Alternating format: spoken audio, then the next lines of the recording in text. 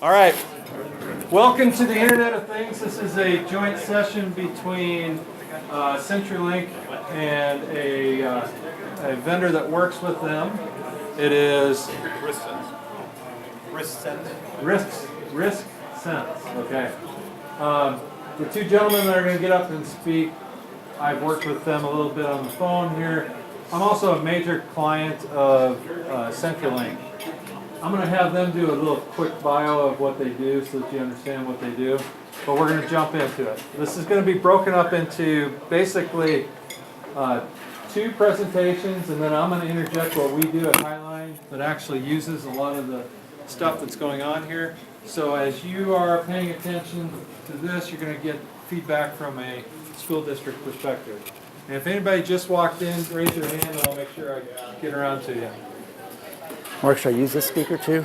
No. Just use that one. Okay. All right, well, good afternoon. My name is Mark Brunn. I'm manager of public markets for Centrelink, and my focus is exclusively on education. So I have a national footprint that I do marketing work for Centrelink, and it focuses on K-12 and higher ed. So I want to give just a quick blurb on Centrelink. You got a dismiss here.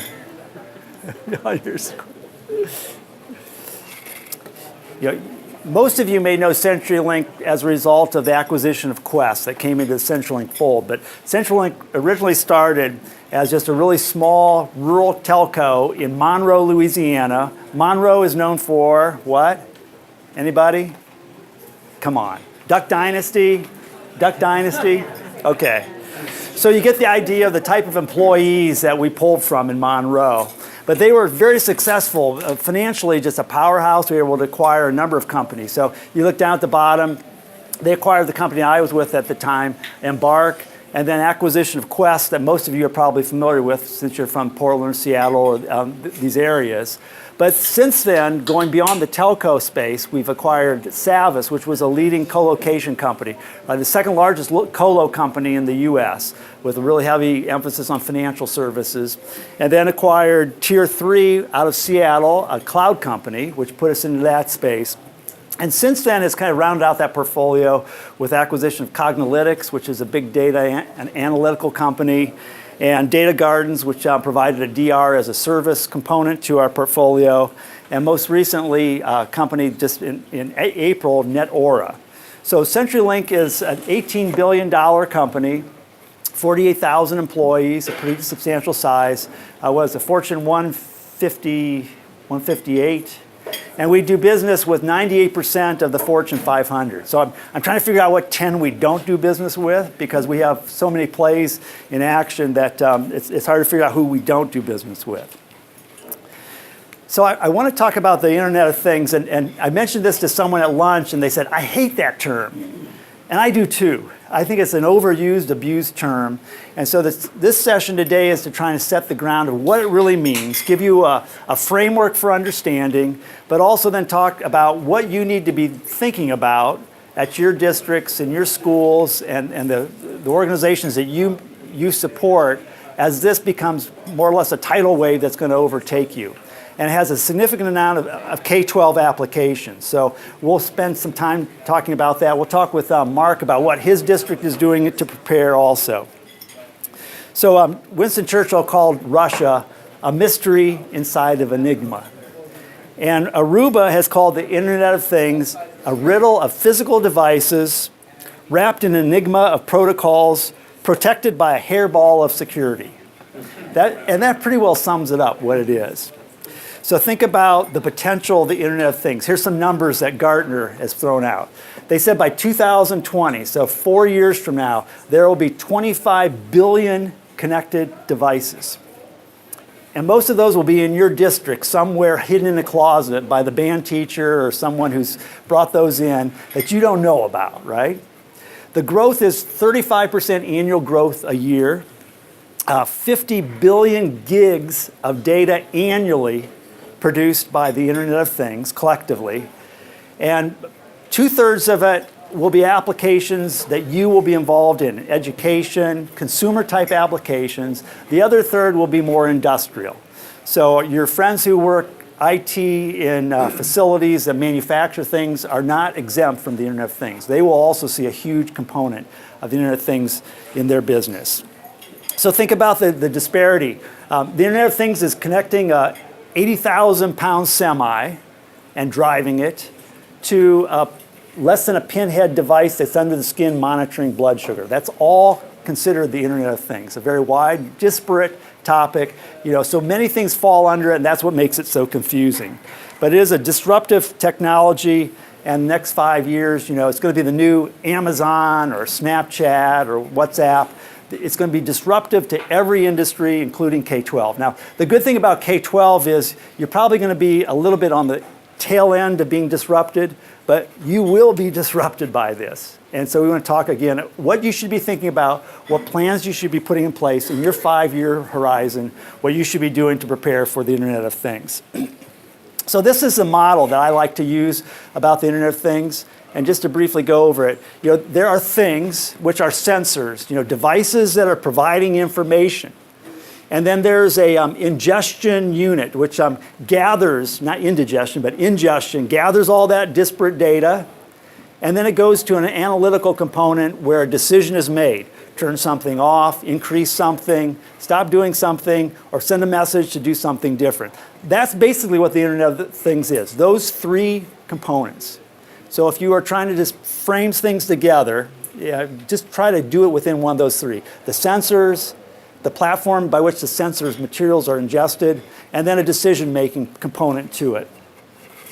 So I'm going to do a little deeper dive just to give you an idea and show maybe some names that look familiar to you as you've gone through life and see TV ads. The sensors are all about measuring something going on. Pressure, power, fluid, motion, activity, lack of activity. That's what the sensors are all doing. A few of them up here that may look familiar. You probably have seen Nest. Everyone's seen Nest. They do ads on TV during basketball games. They're a home automation company making thermostats and smoke detectors and things that protect your home. Another one up here is GoPro. Tracker. Tracker makes a little device about the size of a quarter. You put on whatever you're going to lose, you put the tracker thing on it, and you can find it then. So your keys or your wallet or whatever, there's an app that will guide you right to it. That's an Internet of Things. It's a device that's sending a signal, and you're making a decision based on it. And so you can see all the different types of Internet of Things. These are the number of companies that are doing this are just voluminous. In the industrial era or age and industrial applications, there are just thousands and thousands of applications like that. So that's the thing. Talk a little bit about how those components then are brought in and sense made of it. Here's basically the structure of how the things are measured. There are hardware platforms. And again, you'll see names that look familiar there. It involves network. It involves routers and switches and storage and all those components necessary to bring in all these disparate protocols. So the protocols could be as simple as Bluetooth, low energy Bluetooth, or near field communications, or it could be a customized Internet of Things protocol. There's one called QMTT. That's specialized for quantum measurement transport tool that is used by the Internet of Things specifically for the Internet of Things. So these are all new things you're going to have to be aware of because they will be affecting you. The cloud is a huge piece of it. Gartner has estimated that 90% of the activity associated with the Internet of Things will be stored in the cloud. The other 10% in your data center or wherever you store data locally. So again, a huge growth and components that will continue to stress you on your network. And then the cloud scalability. Lastly, there's that last component of the analytics. What do you do with the data and how do you make those choices? And so again, some of the leading players in the analytics, some of the heavy software companies and storage companies that are engaged in it. So I think what's important for you all as you think about those three components of the Internet of Things is what you're going to do with it. Now, I just want to tell just a brief story about what we are doing at Centrelink with the Internet of Things, because we have a pretty substantial practice right now. One is the smart venue component. The stadium that was just built in Minneapolis for the Minnesota Vikings is a smart venue that we've partnered with the Vikings on. It is, and I grew up a Cleveland Browns fan, so you can feel sorry for me just for that very fact that I still support the Browns. They never win. It's always dismal. And it's called the Factory of Sadness, the Cleveland Browns Stadium. So I remember as a kid going there, and Municipal Stadium was this butthole of a stadium that the city of Cleveland put out for the Browns to play in. And I remember as a young lad, my dad taking me there, that if people had to go to the bathroom, they just kind of went wherever. You just see this stream of urine flowing down the stadium walls. Sorry to be so graphic, but here's where we are today. The stadium that the Vikings just built has a presence simulation that allows them to know, if you sign in, that you are standing in line for bathroom A, and that there are 15 people ahead of you. And they will send you a signal saying, bathroom B has no wait. Go there, and you can do your business and get back to the game quicker. So that's the type of thing. They will then say, the last time you were here, you ate 4 hamburgers. We see you've only eaten 3. There's one more on sale now just to top it off, okay? And that's the type of information that the Internet of Things is doing that we're involved with today, these smart venues. We have a number of engagements in smart buildings, which, as you might guess, is really applicable to you because of the buildings you operate and the efficiencies necessary. And then the smart fleet. I think about a school bus I saw today while I was out for a run, coming down the road, and the kids were waiting, and they were waiting when I started my run, and then just as I was finishing, they were still out waiting. Think about the ability of that school bus, kind of the Uber of school buses, to telegraph to the student, okay, I'm going to be there in 30 seconds. Or for the parent to say to the school bus driver, Joey's sick today, don't even bother stopping. And that's kind of the components. Or real-time video, not a video you have to restore from some database or from a hard drive, but real-time video that could come from the smart fleet. Those are things that we're involved in today and actively in the market. So what do you need to think about in education? Well, I see at least 4 areas. One is that smart building application and all the components that will be necessary for you to make sure your building is safe, secure, and efficiently run. A second is smart fleet, with the whole school buses and all the components and costs that come with it. Predictive analysis on maintenance, the ability to schedule more efficiently. The whole process of teaching and the ability to do customized EIPs and be able to track that with the student having a device, being able to do even retina scanning to see if they're comprehending what they're reading. All that is the Internet of Things. Is going to be a deluge on you all as it progresses. And then, of course, community involvement, more and more transparency, and the ability of the community to be engaged with you. A more open society, and because of the ability to monitor, to ingest that into a system and communicate it and make a decision. So Mark, I'm going to ask you on this. I've kind of outlined 6 or 7 areas that I think will be important for you all in education, especially in K-12. And we're going to hold security because security is the critical component here. And we have Torsten here who's going to share a little bit more about how to prepare for it, that 40 billion devices that are going to show up on your network. But just as Highline School is prepared and you're thinking down road, what are you doing to prepare for the Internet of Things? Okay, so our buses are already in this world. We've put on actual video cameras on our buses that are outside, that are actually streaming live traffic. So now we are recording anybody who's coming towards the bus from either direction. And if the vehicle actually passes the bus when the stop arm is out, they get a almost $500 ticket from us, not from the city, from the school district. And that also lets us know where that bus is with the kids. So he's talking about hypothetical, where is the bus in terms of the kids. Parents can actually log in and see where the bus is to know whether or not that bus is going to be 5 minutes late, 5 minutes early, or if there's a change in the route maybe that's going to cause a different delay. So you can think of a specific group of kids, special needs students, where it's very vital that we are communicating with the parents because oftentimes they'll be out there, and we live in Seattle and like Portland, we get a lot of rain. So we try and keep the kids from having to be outside as long as possible in that instance. We don't take that data live and put it into any other mechanism right now, but we're working on that. We're working to get to the point where we can use those metrics to improve our transportation service. We can improve our delivery of service to the parents so we know that the kids are getting to school on time. And we're looking at revising our bell schedules based upon the data that we're looking at. So we already know that our day could be longer, right? We could have more minutes in the day for our kids.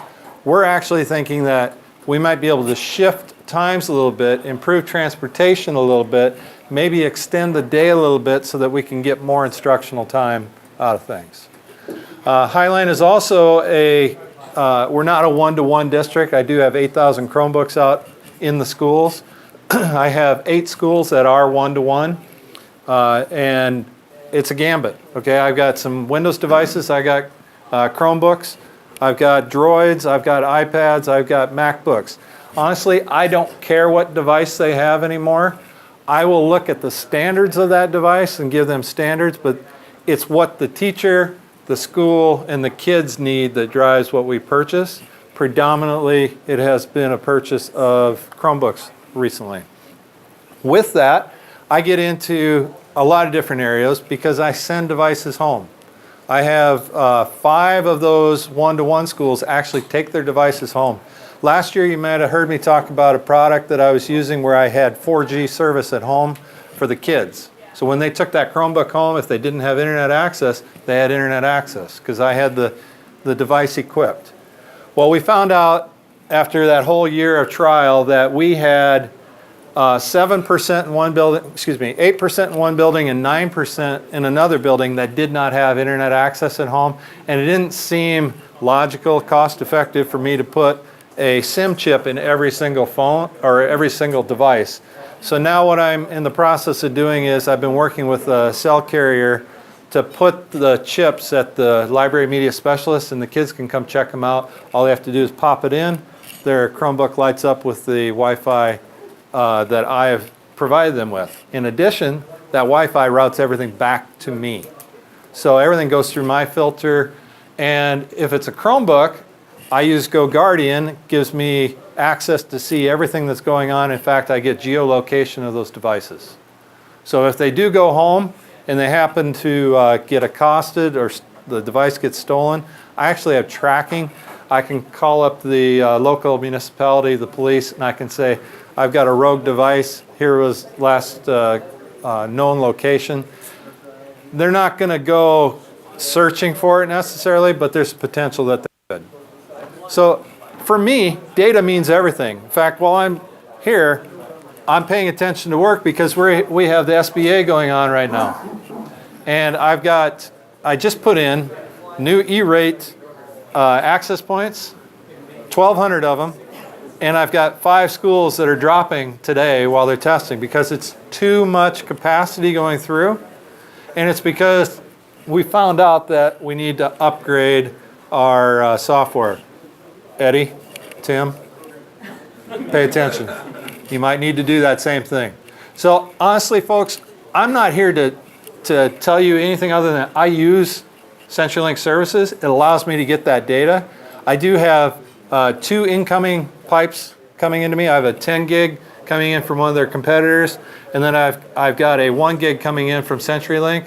The 10 gig is on our K20, which is the state network in Washington. Then I have a 10 gig network that is fully bidirectional. It's not a mesh. You gotta understand, I don't have a mesh network. I don't believe I need a mesh network because I have bidirectional. That is through CenturyLink.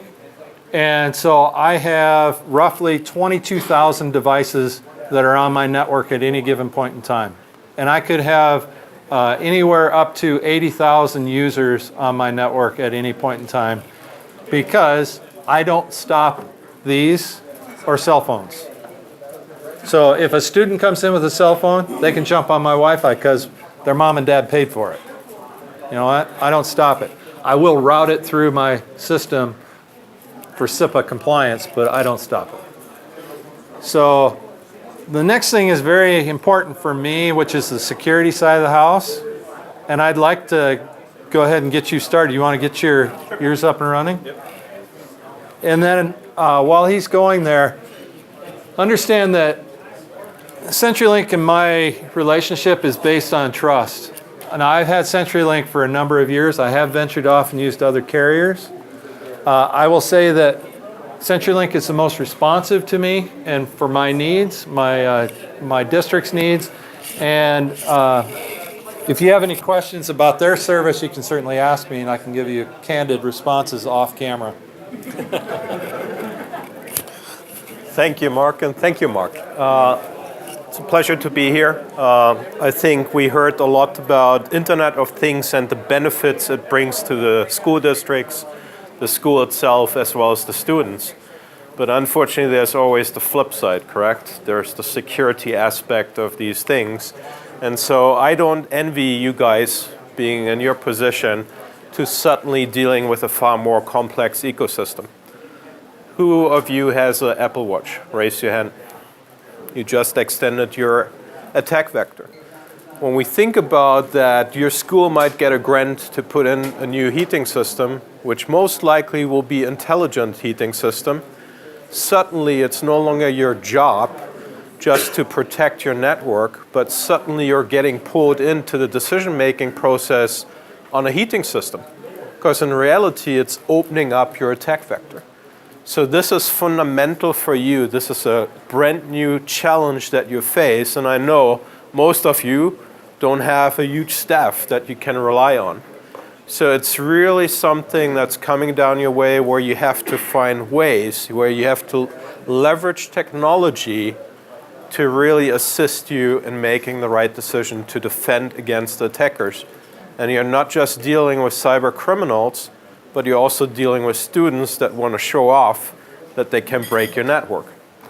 So, I mean, right now, you're not exempt from the cyber war.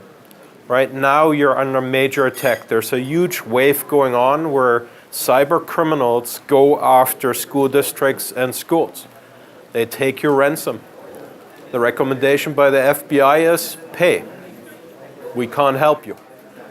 Is that the right approach? Probably not. So you have to find really ways to strengthen your security posture.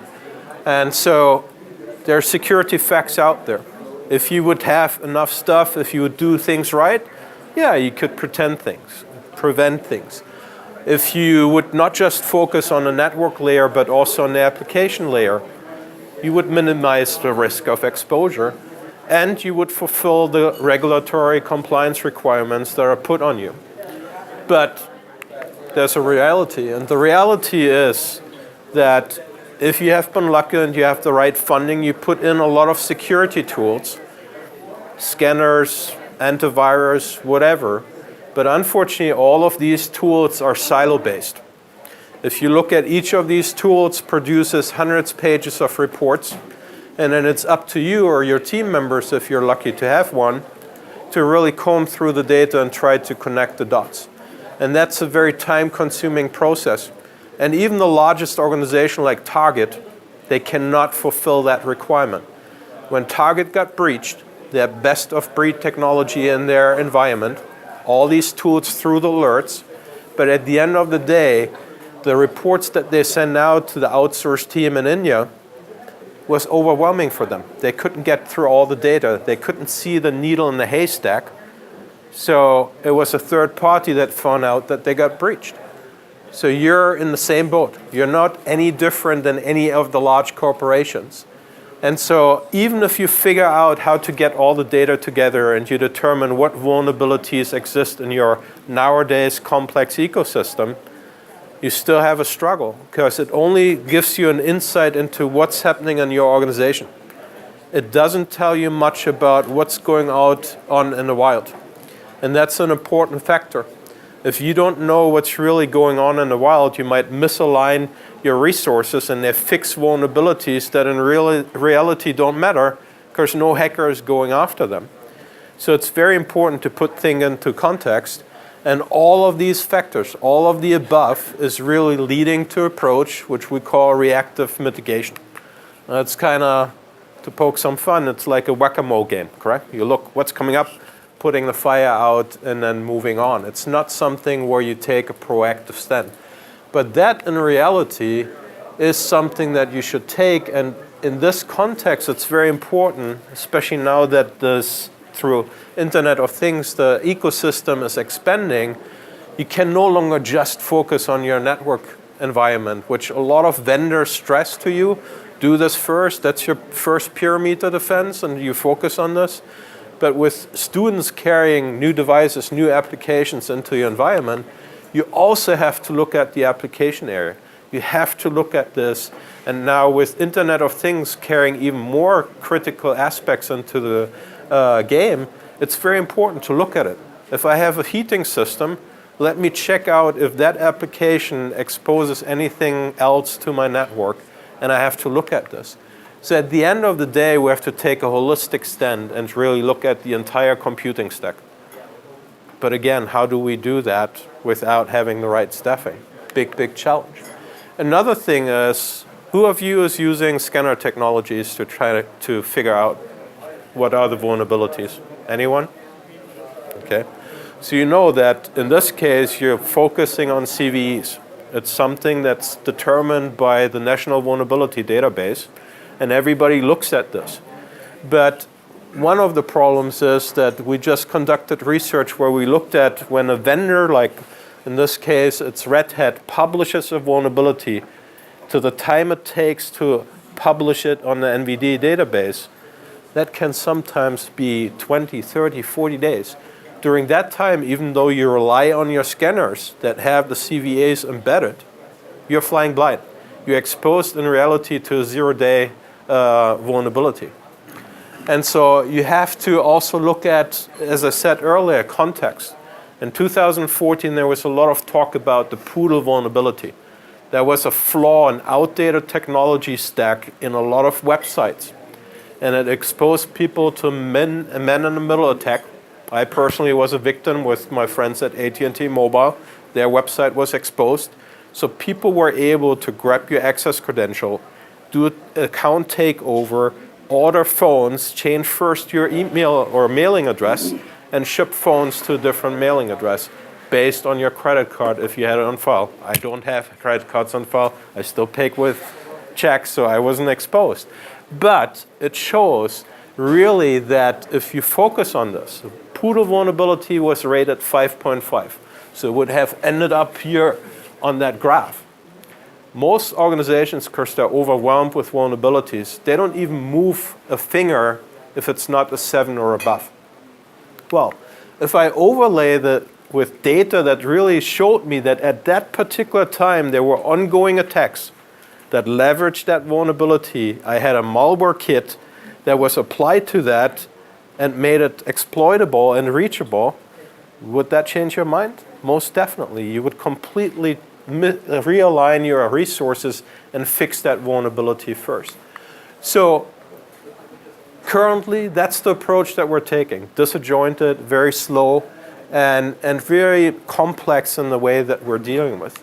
The goal is having a structured collaborative approach where we take all the data that's available into account. Now, a lot of times that's not affordable for schools and school district and education market. But really what you have to look at is a proactive approach where you take all the feeds from your internal tools, you're aggregating it, and then you're contextualizing it with external threat data. You apply it to business criticality because you know that the coffee server for the principal is not as important to protect like the email server, correct? Because that is very essential. So you have to take these three elements into account to identify, prioritize, and orchestrate the remediation of the risks that you're exposed to. And then you can also serve within your audience different stakeholders that they can report back to an auditor or anything else. So on a granular level, it's very complicated, but if you would take all the data, your output in reality would be a risk score on an organizational level, on a node level that really tells you what you should focus on. Again, I don't believe any of you have more than 10 staff members on hand that can go after the findings that you have. So you really have to be smart in your decision making. And so a technology that allows you to already analyze the data, to already prioritize based on external threat information, and just gives you guidance on how to orchestrate the remediation, even step by step, even putting a playbook into place is very important. So how does that look like in reality? So there are technologies out like ours where it's a platform, it's a software as a service model. Centrelink is carrying that in their portfolio. So you're taking all your internal feeds, whatever you have, if it's a DLP system, if it's a scanner, you take that. We bring the external threat information on top of it. We have proprietary technology that goes out into the wild, goes into hacker forums, looks at their latest communication, looks at their malware kits, and really analyzes the data and tells you in a very straightforward way, meaning visualizing, what is your risk exposure? What are really the trends? How are you doing compared to last month's?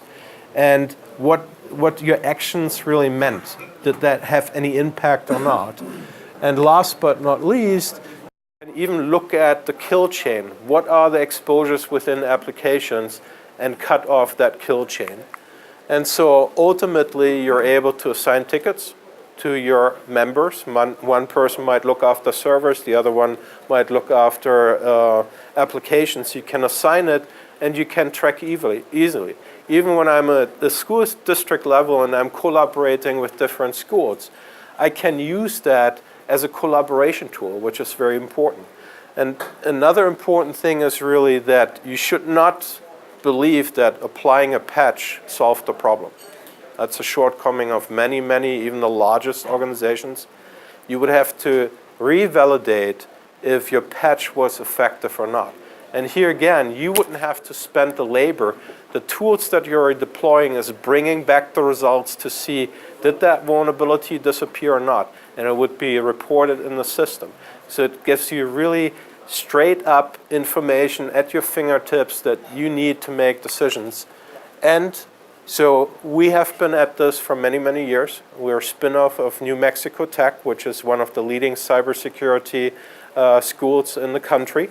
Our founders were tapped by the US government on a couple projects called Cactus and Brave to help the government define their cybersecurity strategy. And after dealing with the most sophisticated cyber adversaries, they came back and said, we do this for the government, but we should do this for the masses. We should do that for education, for people that normally don't have access to this type of technology. So they put together a software as a service platform in 2012 and rolled that out into the market to really make it available to the masses. We have been extremely successful, grown more than 50% year over year, and really helped a lot of organizations, especially in the education market. And so for us, what we deliver is really this platform concept, where it's a smart connector framework that takes your current existing investments. We're not going in and say, rip everything out. No, you did a great thing. Let's get the input, let's put it into our platform, let's then correlate it, contextualize it with threat information, and from there on we have machine learning technology that really makes the decision for you, that really helps you without hiring a $500,000 headcount as a cyber expert. It gives you the guidance. It gives you step-by-step instructions, what you need to do to strengthen your cybersecurity posture. And so based on the innovative approach, we have earned many industry accolades. One of them just recently as Editor's Choice from Cyber Defense Magazine for Risk Management Platform of the Year.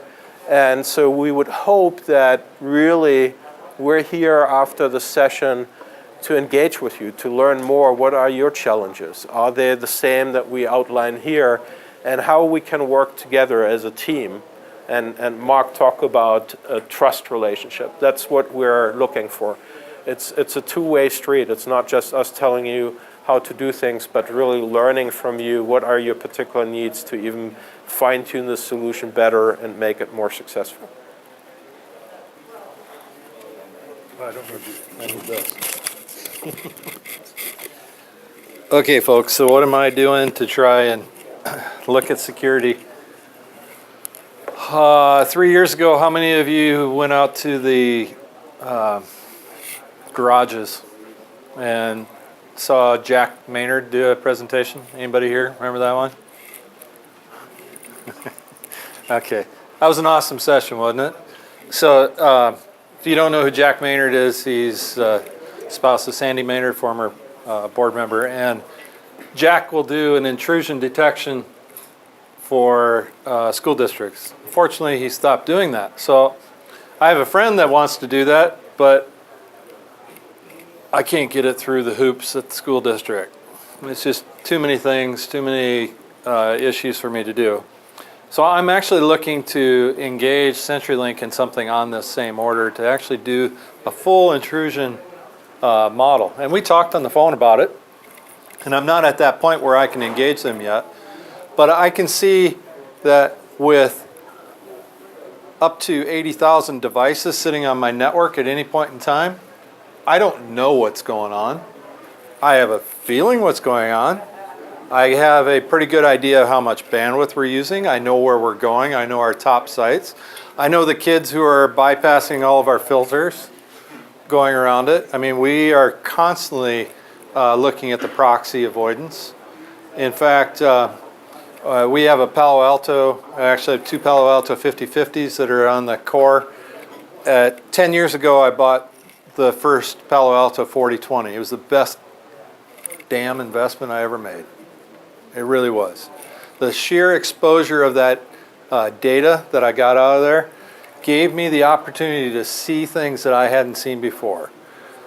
We just moved to the 5050 because the 4020 didn't handle 10 gig of data coming into it. So I had to upgrade that. There have been massive advancements in that 5050 model and the software, and I think Federal Way, you guys operate 5050s as well. Anybody else have that? So if you ever want to see it, you know, I can do a join me session or something with somebody. You just let me know. You know, I don't have a problem sharing. That's what this is about, right? You come here to learn about what we do. But again, that's just a firewall. It's not intrusion detection or intrusion prevention.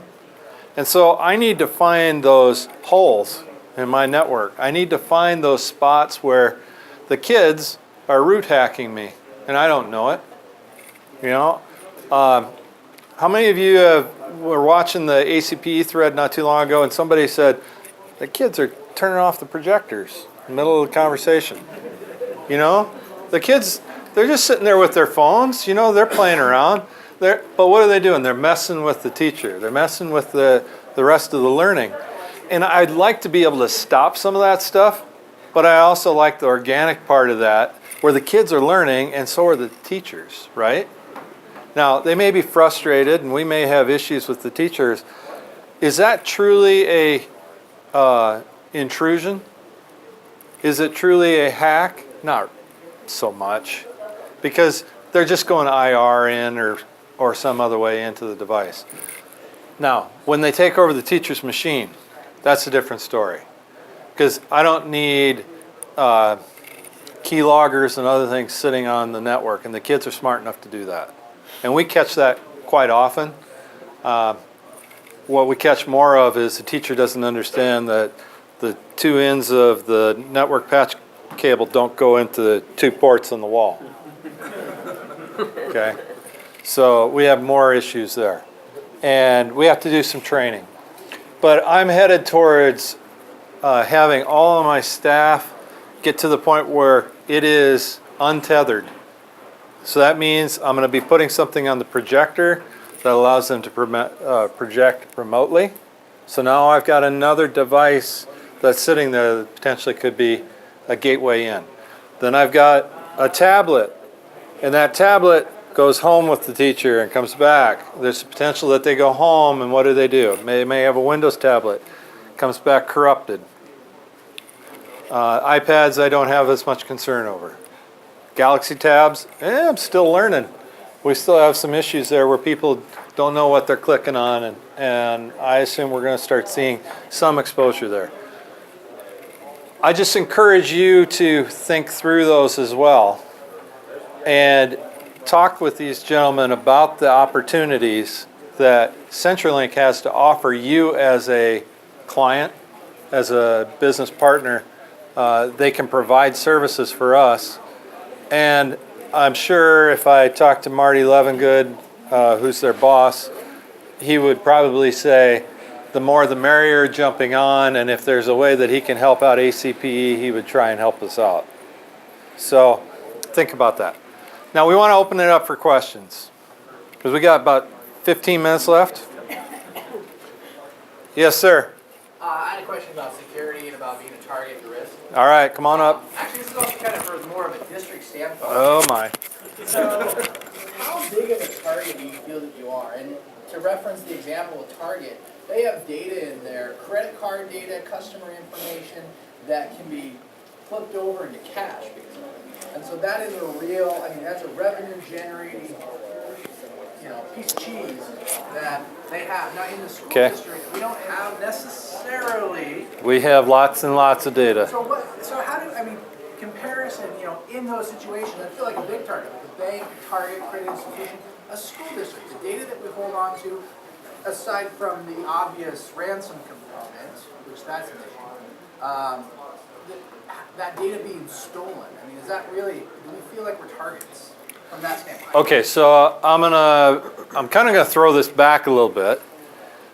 If you were watching ACPE, there was an email thread that came out. One of our member districts from ACPE, actually, an employee received an email from what looked like the superintendent asking for all Social Security information, meaning the name, the address, Social Security number, all that data. And the employee thought it was legit, turned around, exported a file out of the system and sent it off. Now, this is conjecture on my part because I'm not positive. I would assume that if you looked, the spoofing address was not right. So if I would have looked at the address, it probably said it was going to another location. But in this particular case, the school district sent out personal information. How many of your districts received that same email? You guys have not seen that? Something similar. Okay, it's coming to your school board members and to your superintendent, and the email is directed to the payroll person. They are going online to our websites and they are looking for the payroll person. They are looking for all the addresses of the executives and they are targeting that group. So are we being targeted? Hell yes, we're being targeted. And it's not just through that kind of a solution. We get targeted by all kinds of things. I don't keep any credit cards. We actually have outsourced all that information just because I don't want to go through the FSMA. I don't want to have anything to do with that. Yeah, what you're describing right there, we've experienced that. A lot of kind of what that scenario is a social engineering component through It a is. phishing attempt as opposed to an actual malware attack or a DDoS or some security method aside from training our users. Or we instituted a component now that you have to verify the spoofing address, otherwise in district you can't receive emails, and that's actually helps with that for future things. But but from a technical standpoint, people trying to break in that way. Technical standpoint, we're getting hit all the time. We actually watch it. So we know when they're trying to get into our network. We can see the addresses coming in. One of my network engineers, he basically is running a screen that's solely on attacks coming in. We only purport one address out. I don't know what everybody else does. I run a 10 network inside, so .175 is the only address anybody ever sees from Highline Public Schools. And so we watch that 175 all the time, and we're seeing what kind of traffic is flowing through. And we can tell if somebody's coming in and trying to hit it. Now, I'm going to also go back to another ACPE list session that was going on not too long ago about an individual who said DDoS attack. They were getting hit. I can't remember, it was probably about a month ago. Does everybody remember that thread? It was a pretty long thread, pretty digested. And then there was a recent one that kind of came back from, I'm going to say a name and I probably shouldn't.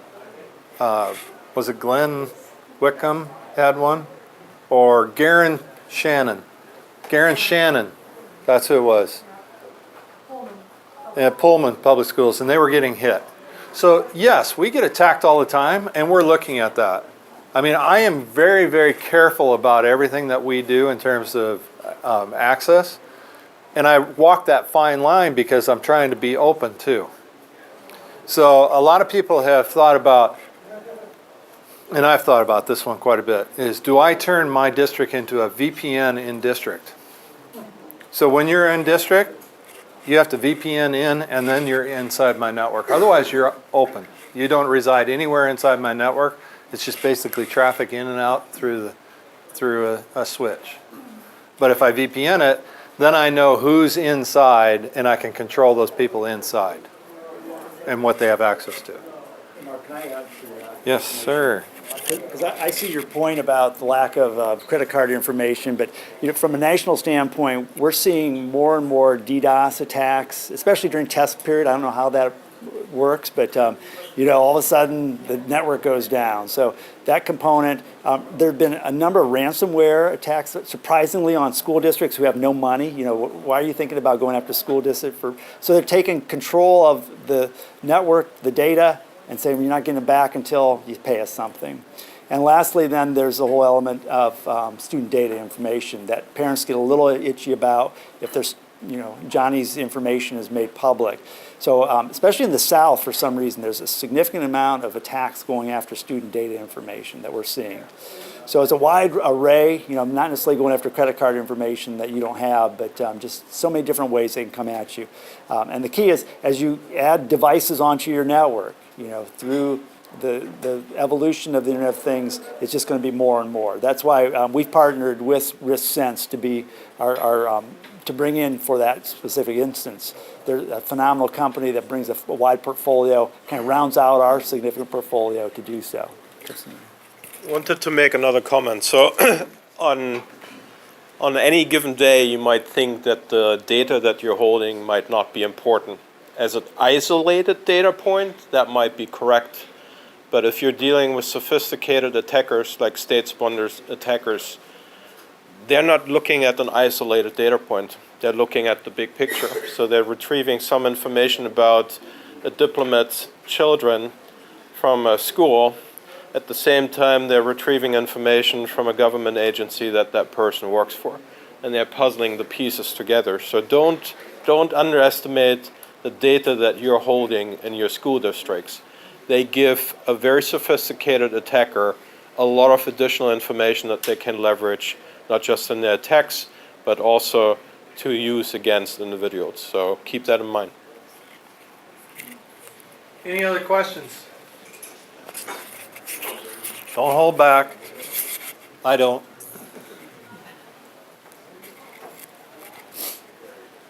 Okay, yes, sir. What software application is she using that hits on You would ask me something like that. Honestly, I'd have to ask Torrin because I don't know what he's running. But I know he's got 3 or 4 open source tools that he's using, and he's got them all tiled on his one screen. So he's running like a 21-inch monitor. He's got 4 of them running there, and he knows what he's watching. So I'll find out.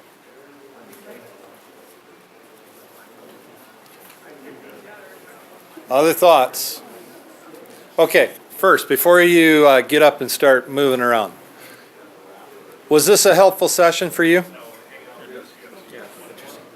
Do you like the interactive part of it where there's more questions? Do you like the idea of more sessions that are not just one vendor, but multiple vendors together, and then interaction with the school district perspective? Okay. Honestly, I couldn't respond to the session on risk assessment other than what we're trying to do, but we have talked on the phone and I am interested in going down that path. Centrelink is a partner and I do work with Centrelink and I like working with Centrelink. But what we are trying to do here at ACPE is make sure that these sessions are valuable for all attendees, that you don't walk into a session and get up and walk out 5 minutes later because it didn't meet your needs. We can't adjust if we don't know what's going on. So we have evaluations, obviously. Please, be honest. If this didn't meet your needs, let us know. Because if I can't meet your needs, then I either need to think about how to redo this with the rest of the board, or I maybe need to not do a presentation. Because maybe it's me, okay? And I do like being on the board and I like presenting, giving you some feedback.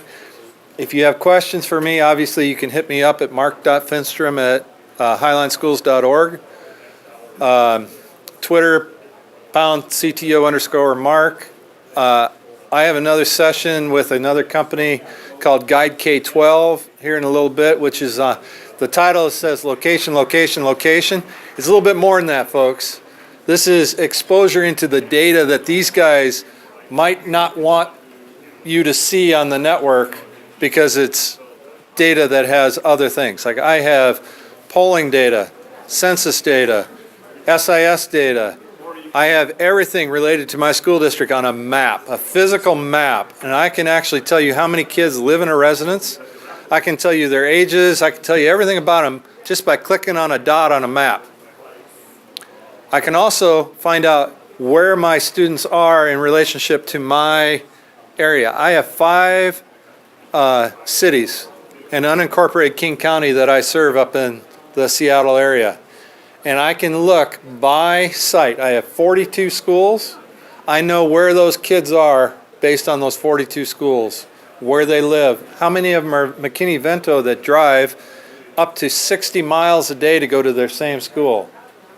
The kind of data that you don't see when you look at it in spreadsheet format.